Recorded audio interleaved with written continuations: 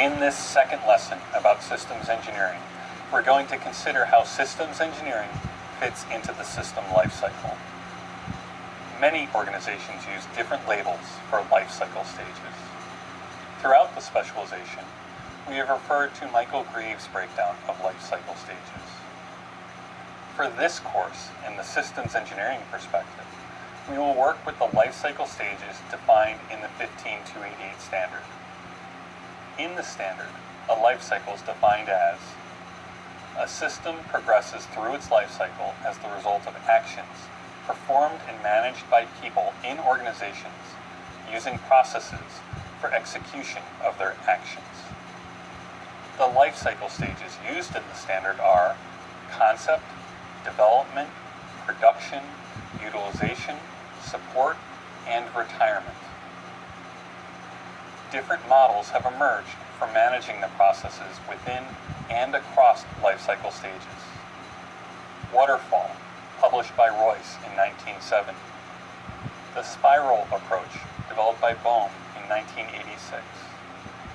And V, developed by Forsberg and Mohs in 1991. V is often equated with systems engineering, although any of the approaches can work with systems engineering practices.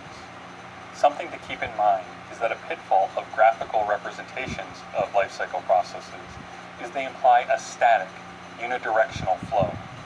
In reality, the processes that provide the foundation for the models are dynamic, iterative, and recursive. When considering iteration and recursion, it is easy to get pulled into a detailed discussion. For example, the CBOC has a more in-depth description of each. It is important to understand the meaning of these patterns, as they're important to the implementation of systems engineering practices. Iteration means repeating one or more processes in order to improve a design by using newly available information. And recursion is applying the same processes at finer and finer levels of detail.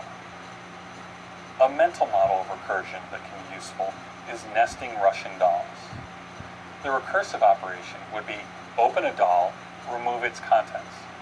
This repeats until the doll that was removed cannot be opened. A system engineering example of a recursive process is decomposing a system into elements.